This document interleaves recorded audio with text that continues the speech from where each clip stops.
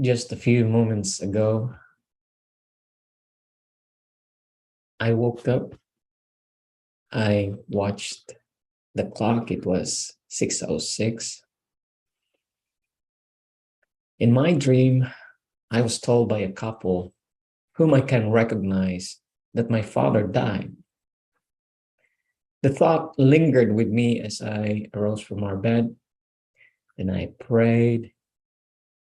I dreamed about my agony, the emotions of losing a father. I was not able to see my father when he died. Iloilo City, Philippines. It was September 29, 1995. The storm just barreled and hammered my province on that cloudy and gloomy day. It was 6 days after my sister's 28th birthday. I was in Bacolod City, Philippines. I was hand washing my laundry in my aunt's apartment when she came up to me and told me that my father died at around 7 a.m. I cried. Then I took the catamaran and traveled to Iloilo City. About an hour cruise. The waters were choppy. The wind was breezy. It was a painful experience for me. My father died of bone cancer. He was battling it for 2 years. And because he does not have the means for hospital care, he died a most excruciating death in our house, in his bed, without medical care. My sister and my grandmother, my late mother's mother, were with him. In the catamaran, while cruising the sea, tears were flowing from my cheeks, I recall. And I do remember exactly looking up and said, Lord, forgive me. I should have spent my time with my father, but I was in school in another island pursuing theology. My father and I were not in good terms. We were not seeing eye to eye since I left in 1994. So today, Hurricane Ian is battering the southeast part of the United States. It will hit us by tomorrow. But the severe storm warning is up in my state. I'll be driving my son to Charleston, about 2 hours and 15 minutes drive south in a few hours from now. He has a scheduled surgery for his inguinal hernia. I pray I could manage and safely bring him to a surgeon at MUSC. I felt eerily nostalgic and recalled all those streams of emotions about my father and about that dream. Yes, it's true. I did dream of my father's death 27 years, exactly 27 years ago, and he died after the storm. The Lord has a way of reminding me of his loving care in the past,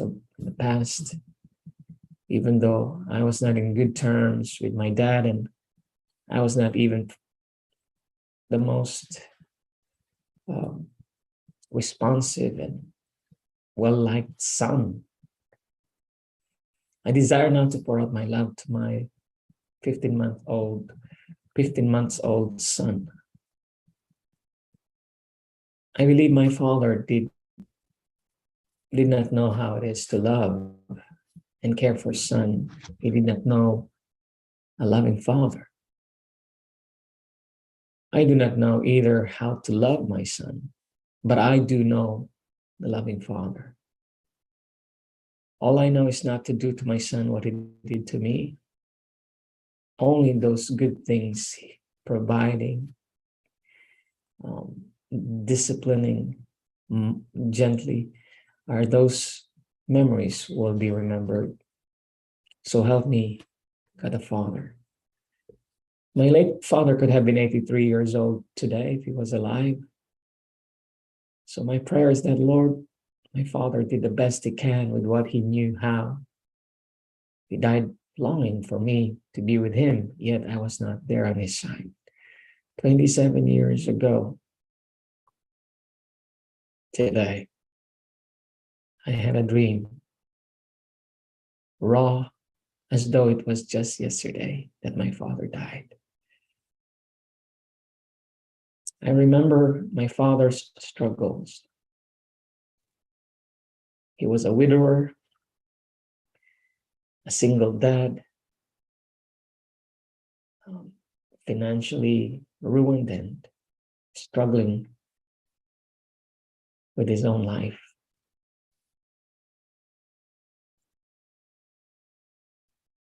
May it be that my son will know someday real love from a real Father in heaven. Because I desire my son to know thee, the only true God, lovingly as an only begotten Son, Jesus Christ, who died for him and for me, who died for my father. I believe my father called upon God, and it is up to God what is best for him in eternity. So today, I thank you so much for all your prayers, for sharing a little bit of my life. I have been encouraged by your comments and your support. This is what happened today, and this is the truth, just like what John 17 verse 3 declares. And this is eternal life, that they might know thee, the only true God, and Jesus Christ, whom thou hast sent. This verse is a fact and is truth. I do desire eternal life with my son, my wife, my daughter, and our unborn child.